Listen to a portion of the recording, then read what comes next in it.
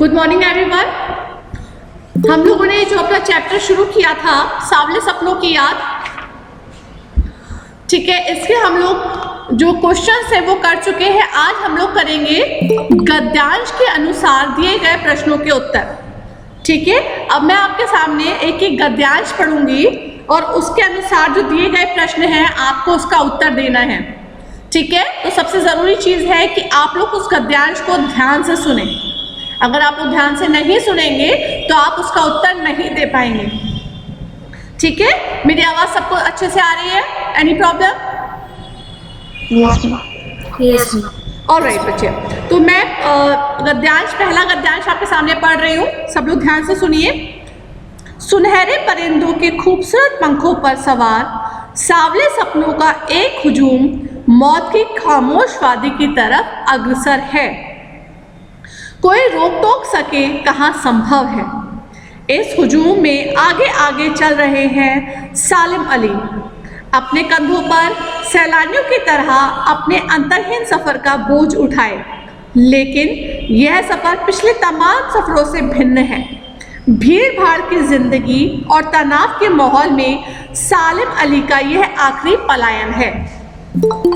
अब तो वो उन वन पक्षी की तरह प्रकृति में विलीन हो रहे हैं जो जिंदगी का आखिरी गीत गाने के बाद मौत की गोद में जा बसा हो। कोई अपने जिस्म की हरारत और दिल की धड़कन देकर भी उसे लौटाना चाहे तो वह पक्षी अपने गीत दोबारा कैसे गा सकेगा। ठीक है, तो अब ये आपका गद्यांश था। ठीक है, अब इसके अकॉर्डिंग मैं आपसे प्रश्न पूछ रही हूं। तो पहला प्रश्न है, पहली पंक्ति में खामोश वादी किसके लिए प्रयुक्त हुआ है? सालिम अली आगे आगे किस रूप में चल रहे हैं? कोई बताएगा?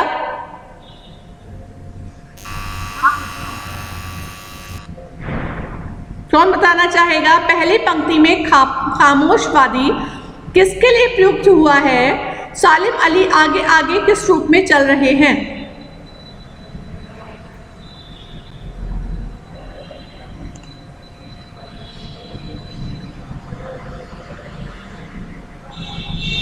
उत्तर है, सब लोग उत्तर ध्यान से सुनिए, मैं आप लोगों को फिर बता रही हूं कि इस तरीके के प्रश्न आते हैं और उत्तर आप लोगों को पता होना चाहिए। तो उत्तर है आपका शमशान घाट के लिए, क्योंकि वहां का खामोश वादी किसके लिए प्रयुक्त हुआ है? शमशान घाट के लिए, क्योंकि वहां का वातावरण उदास और शांत होता है। ठीक है, और सालिम अली आगे आगे पार्थिव शरीर के रूप में चल रहे हैं। फिर मैं आप लोगों को इसके क्वेश्चन का आंसर समझा रही हूँ। शमशान घाट, क्योंकि यहाँ पर लिखा है पहली पंक्ति में खामोश वादी यहाँ पे बोला गया है शमशान घाट के लिए, क्योंकि वहाँ का वातावरण उदास और शांत होता है। सालिम अली आगे आगे पार्थिव शरीर के रूप में चल रहे हैं। Is it clear? सबको ये क्लियर हो गया बेटा? यस। नेक्स्ट क्वेश्चन है, अंतहीन सफर क्यों कहा गया? अंतहीन सफर क्यों कहा गया? क्योंकि उनकी मृत्यु हो गई थी। और कोई बताना चाहेगा? दिव्य, गुड बेटा। इसके अलावा कोई बताना चाहेगा?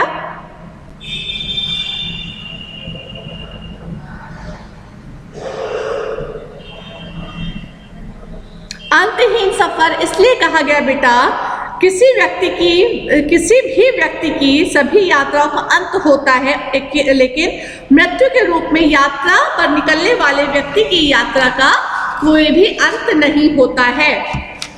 ठीक है, आप कहीं भी जाते हैं घूमने के लिए तो वापस तो अपने घर आ रहे हैं, सबको यात्रा कहीं करने जा रहे हैं, वेकेशंस पे जा रहे हैं तो वापस तो आते हैं। लेकिन यहाँ बताया गया है जब मृत्यु हो जाती है इंसान की और जो यात्रा पर निकल जाता है उसे कहा जाता है अंतहीन यात्रा। वो अंतहीन यात्रा का अंत नहीं होता। ठीक है, सालिम अली भी अपनी विभिन्न लंबी यात्राओं के बाद कभी ना कभी घर वापस आते थे, पर निधन के बाद किसी को भी उनके वापस आने की उम्मीद नहीं है, इसलिए इसे अंतहीन सफर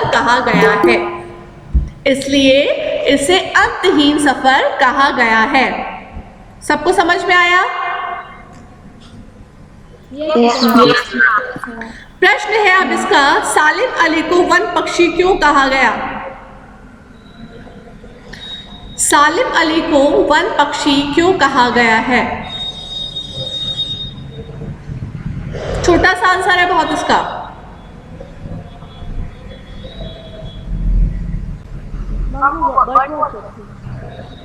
यस, यहाँ पे है, वे हमेशा जंगलों में पक्षियों की तरह स्वतंत्र विचरण करते हैं, इसलिए उनको वन पक्षी कहा गया है, क्योंकि वो हमेशा कहाँ रहना पसंद करते हैं? वन में, जंगल में वो विचरण करते रहते हैं। किसके लिए? पक्षियों को देखने के लिए, इसलिए उनको वन पक्षी कहा गया है। उनको भी नाम दिया गया है यहाँ पे वन पक्षी का। सबको समझ में आ गया? अब नेक्स्ट गद्यांश में आपके सामने पढ़ रही हूँ, इसके अकॉर्डिंग कुछ प्रश्न हैं। नेक्स्ट गद्यांश सब लोग सुनेंगे। वर्षों पूर्व खुद सालिम अली ने कहा था कि लोग पक्षियों को आदमी की नजर से देखना चाहते हैं, यह उनकी भूल है। ठीक उसी तरह जैसे जंगलों और पहाड़ों, झरनों और आबाशाहों को प्रकृति की नजर से नहीं, आदमी की नजर से नजर से देखने को उत्सुक रहते हैं। भला कोई आदमी अपने कानों से पक्षियों की आवाज का मधुर संगीत सुनकर अपने भीतर रोमांच का सोता फूटता महसूस कर सकता है? नहीं। अब आपके सामने मैंने ये गद्यांश पढ़ दिया है, अब उसके अकॉर्डिंग कुछ प्रश्न पूछ रही हूँ। पहला प्रश्न है, प्रस्तुत गद्यांश के पाठ का नाम क्या है?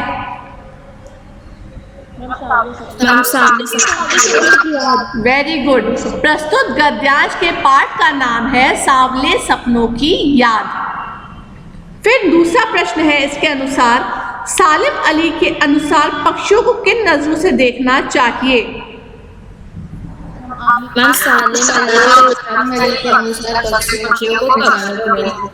पक्षियों को उनकी ही नजर से देखना चाहिए, पक्षियों की नजर से ही देखना चाहिए। सालिम अली के अनुसार पक्षियों को पक्षियों के आनंद को बनाए रखने के उद्देश्य से देखना चाहिए, मतलब उन्हीं की नजर से देखना चाहिए, तभी आप उनकी सोच को, उनके आनंद को समझ पाएंगे। Next, very good class. Next question है, लोग प्रकृति को अपनी नजरों से क्यों देखते हैं? लोग प्रकृति को अपनी नजरों से क्यों देखते हैं?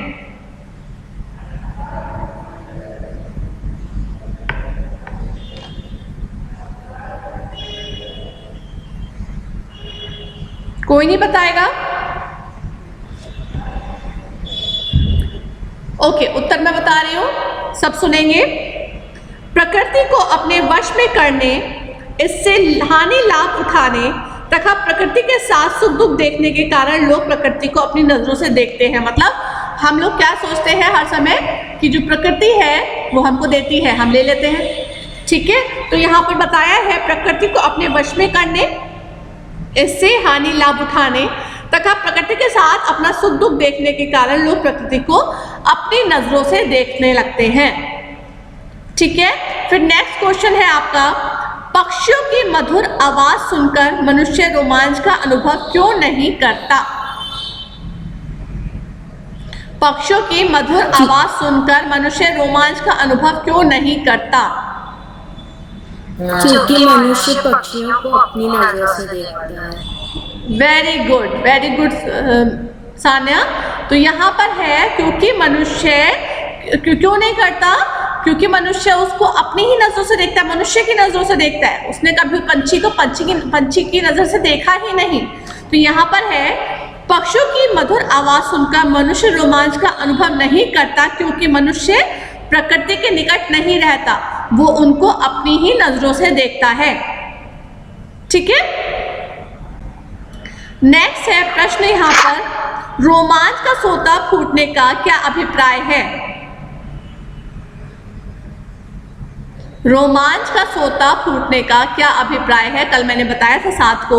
रोमांच का सोता फूटने का अभिप्राय अत्यधिक प्रसन्नता अनुभव करना है, अत्यधिक प्रसन्नता का अनुभव करना है, क्योंकि यहाँ पे रोमांच शब्द लगा दिया है, सोता फूटना, ठीक है, दुख का सोता फूटना, रोमांच का सोता फूटना, अलग अलग जो पहले शब्द है वो अलग अलग हैं, इसलिए यहाँ पे इसका अर्थ हुआ अत्यधिक प्रसन्नता का अनुभव करना। अत्यधिक प्रसन्नता का अनुभव करना आप लोग को पता होना चाहिए, ठीक है। अब एक और आपके सामने मैं पढ़ने जा रही हूँ गद्यांश, सब लोग सुनेंगे, उसके अकॉर्डिंग जो प्रश्न है वो फिर हम लोग करेंगे। तो गद्यांश है, उन जैसा बर्ड वॉचर शायद ही कोई हुआ हो, लेकिन एकांत क्षणों में सालिम अली बिना दूरबीन भी देखे गए हैं। दूर क्षितिज तक फैली जमीन और झुके आसमान को छूने वाली उनकी नजरों में कुछ कुछ वैसा ही जादू था जो प्रकृति को अपने घेरे में बांध लेता है। सालिम अली उन लोगों में से थे जो प्रकृति के प्रभाव में आने की बजाय प्रकृति को अपने प्रभाव में लाने के कायल होते हैं। उनके लिए प्रकृति में हर तरफ एक हंसती खेलती रहस्य भरी दुनिया पसरी थी। यह दुनिया उन्होंने बड़ी मेहनत से अपने लिए गढ़ी थी। इसके गढ़ने में उनकी जीवन साथी तहमीना ने काफ़ी हद तक मदद पहुंचाई थी। तहमीना स्कूल के दिनों से उनकी सहपाठी रही थीं। सबने सुन लिया गद्यांश? मैं प्रश्न पूछूं आपसे। पहला प्रश्न है, उन जैसा बर्ड वॉचर शायद ही कोई हो, पंक्ति से क्या तात्पर्य है?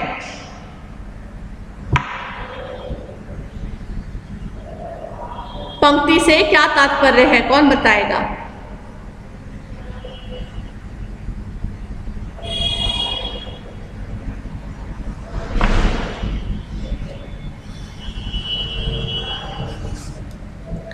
उत्तर है, उन जैसा बर्ड वॉचर शायद ही कोई हुआ हो से तात्पर्य सालिम अली का सबसे कुशल पक्षी निरीक्षक होना है या पक्षियों के निकट होना है। ठीक है, सालिम अली का सबसे कुशल पक्षी निरीक्षक होना या पक्षियों के निकट होना, इसलिए यहाँ पर उनको क्या बोला है, उन जैसा बर्ड वॉचर शायद कहीं कोई हो, क्योंकि वो सबसे अच्छे थे, वो बेस्ट थे। इतनी छोटी सी चीज तो बेटा आप लोग समझ ही सकते हैं, आई थिंक सो। नेक्स्ट है क्वेश्चन, सालिम अली की नजरों में क्या खास बात थी? बहुत छोटा सा उत्तर है।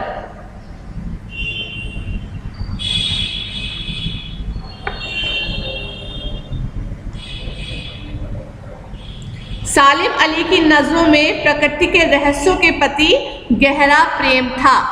प्रकृति के रहस्यों के प्रति गहरा प्रेम था सालिम अली की नजरों में, वो प्रकृति से अत्यधिक प्रेम करते थे। ठीक है, नेक्स्ट क्वेश्चन है, गद्यांश के आधार पर बताइए कि सालिम अली किन लोगों में से थे?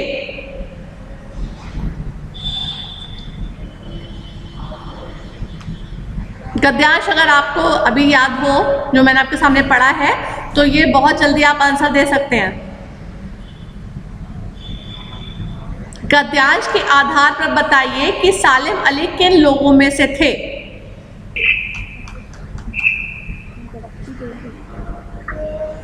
सृष्टि की आवाज ही नहीं आई बच्चे की। कोई और देगा उत्तर?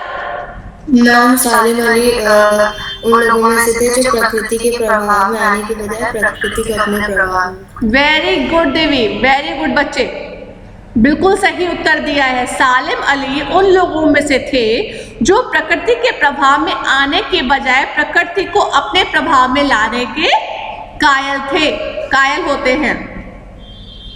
समझे? समझ आया सबको? वो प्रकृति के प्रभाव में आने के बजाय प्रकृति को अपने कायल कर लेते थे, उसको अपने प्रभाव में ले आते थे। ध्यान रखिए बेटा कि जो गद्यांश मैं आपके सामने पढ़ रही हूं उसको आप सही से समझ भी पा रहे हो या नहीं समझ पा रहे हो। नेक्स्ट क्वेश्चन है आपका, सालिम अली ने अपने लिए कौन सी दुनिया रची थी? सालिम अली ने अपने लिए कौन सी दुनिया रची थी?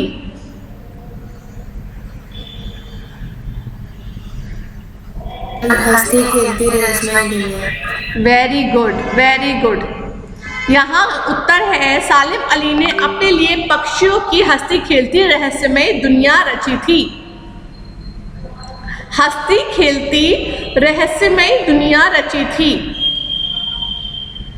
क्लास 9th के बच्चे हैं, आपसे मैं एक्सपेक्ट करती हूँ कि मैं जो पढ़ रही हूँ वो आप ध्यान से सुने और उसका उत्तर निकालने में उस गद्यांश से सक्षम हो, जो मुझे अभी तो दिखाई नहीं दे रहा है, कुछ ही बच्चों में दिखाई दे रहा है। अब है नेक्स्ट क्वेश्चन है, सालिम अली की रहस्यमय दुनिया को रचने में किसने सहायता की थी? मैम उनकी पत्नी उनकी पत्नी तहमीना। सालिम अली के रहस्यमय दुनिया को रचने में उनकी धर्मपत्नी तहमीना ने उनकी सहायता की थी। समझ आया सबको? Yes ma'am. तो अब आप लोग को ध्यान रखना है कि जो भी मैं पढ़ा रही हूँ बेटा, आप लोग अच्छे से सुने और उसका उत्तर दें। अब आगे जो मैं आपके सामने पढ़ने जा रही हूँ पैराग्राफ, उसके सिर्फ 2 ही क्वेश्चन हैं, ठीक है? मेन उसके 2 ही क्वेश्चन है, इसलिए पैराग्राफ सही से सुनिएगा।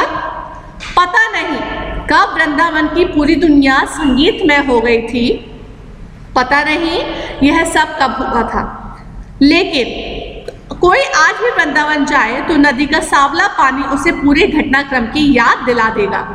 हर सुबह सूरज निकलने से पहले जब पतली गलियों में उत्साह भरी भीड़ नदी की ओर बढ़ती है तो लगता है जैसे उस भीड़ को चीरकर अचानक कोई सामने आएगा और बंसी की आवाज पर हर किसी के कदम थम जाएंगे।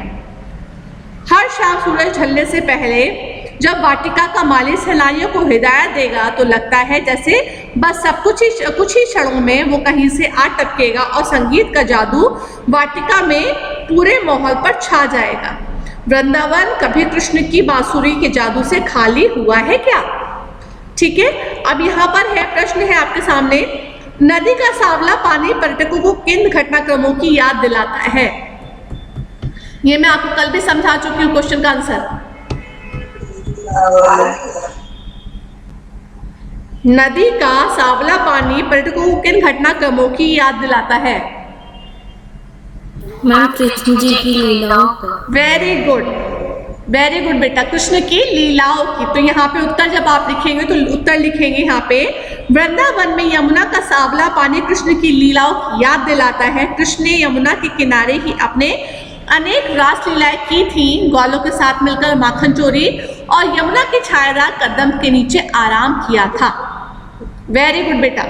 फिर नेक्स्ट क्वेश्चन है आपका, वृंदावन में संध्या समय क्या अनुभूति होती है और क्यों?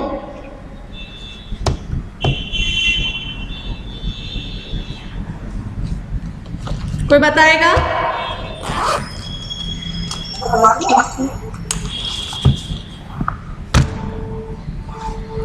उत्तर है, वृंदावन में संध्या समय सभी को अनुभूति होती है कि श्री कृष्ण अभी कहीं से आएंगे और अपनी मधुर बांसुरी बजाने लगेंगे। कहा जाता है कि आज भी संध्या समय वहां का वातावरण संगीतमय हो जाता है। तो हमने इस गद्यांश तक कर लिया है। अभी आपके गद्यांश बचे हैं 1, 2 गद्यांश और आपके बचे हैं, वो हम लोग नेक्स्ट टर्न में कर लेंगे। ठीक है, 2 गद्यांश और बचे हैं, वो नेक्स्ट टर्न में करेंगे और आपका इस पार्ट का रिवीजन हो जाएगा complete. Okay, bye bye class, god bless you all, thank you. Bye बेटा। Thank you.